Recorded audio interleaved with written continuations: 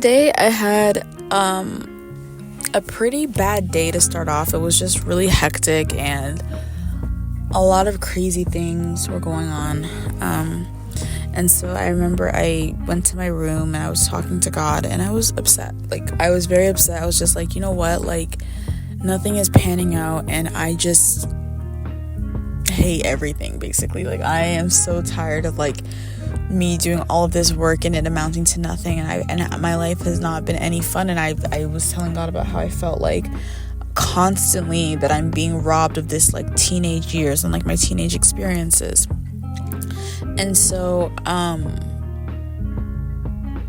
then I had this school event for seniors that was happening after school. And so after that little time that I had talking to God, I went to this event, and let's just say I'm going to title this episode "Don't Count Yourself Out," because I feel like we take past experiences or future anticipations and we take what we think is going to happen and what has happened before, and in our human minds it makes sense to predict what's going to happen. In our human minds it makes sense to be like, this is my story. But when we count ourselves out, we stop ourselves from experiencing things before we even get to experience them. And so literally hours before I went to this senior event at my school, I was talking to God about how I never have fun in my senior years. I'm different and I don't like it. I love being different, but I hate the fact that it feels like I can't connect with anybody. I am not meant to live this life alone, and it's been depressing living my life alone, to be honest, especially in my teenage years. I feel like I've been robbed of it. I see people doing things like getting their nails done with their friends or going out to different places, and I don't do any of that. I've been home most of the time chasing academic validation. And so I was just telling God about that. And then ironically, I come out to this event and it is just one of the most amazing times that I've ever had in high school. I think by far this is the most amazing time I've ever had in high school. Everything just flowed perfectly. I had people to sit with. I had people who were by my side 24/7. I had people who wanted me there. I felt wanted. I felt supported. I felt loved. I felt valued. I had people who wanted me in pictures. I had people who were telling me, we don't want you to take the picture. We want you in the picture. Whereas in the past, I just always resorted to taking the picture for people because people never wanted me in their pictures. And, all my life I've really hid from a camera. I always hide from the camera. And I feel like that symbolizes something, but I always hide from cameras and stuff. And so slowly but surely I'm getting back into cameras, and I gotta learn what my good side looks like and everything like that. But it was just it was such a fulfilling time, and I prayed to God today that I could have a present moment where for once I could be in the present moment and enjoy and not think about what this person thinks and what that person thinks. And I had that moment, and it was so amazing. And moments like that make me wish I can just live in moments like that, because life is always hustling and bustling and it's not ever really fun for me. And so I feel like I get those fun moments once in a while, and so it felt really good to have it. And it was just the cheer up that I needed today. And I played with this little kid, and I gave him advice, and I told him, your childhood is probably the best times of your life, and so don't be in a rush to be a teenager. And it was a lot of fun.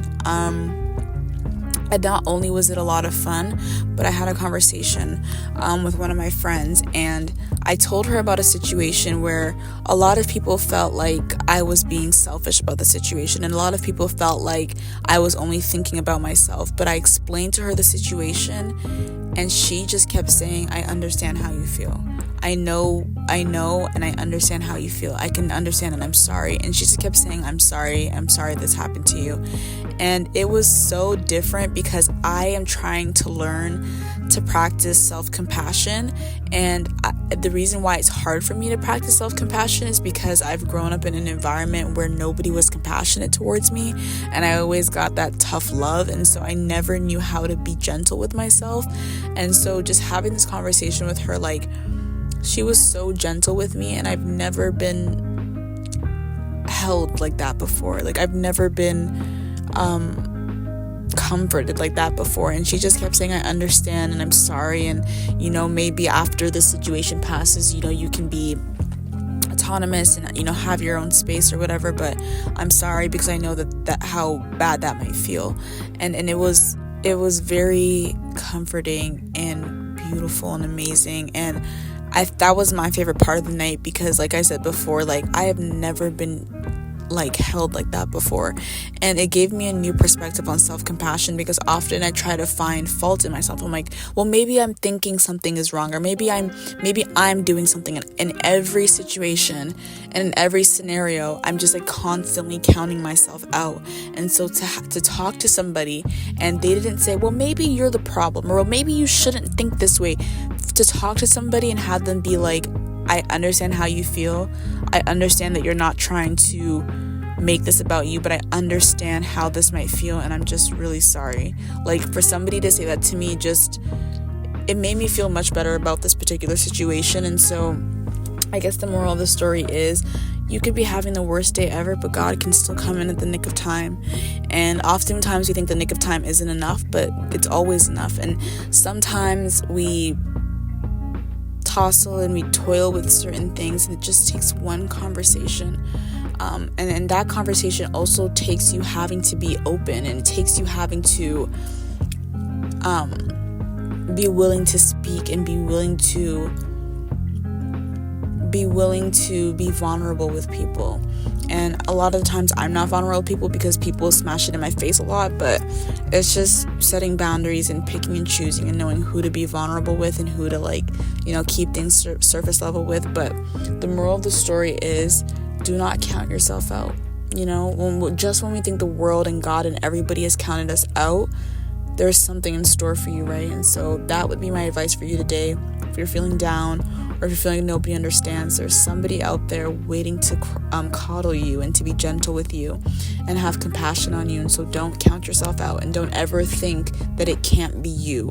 And I mean that in a good way. Don't ever think that you can't win the lottery. Don't ever think that you can't get that master's degree. Don't ever think that you can't graduate. Don't ever think that you can't have the family or the lifestyle you've ever wanted. You can have it just as much as anybody else if we don't count ourselves out, because the minute we count ourselves out, we've already lost. We've already failed.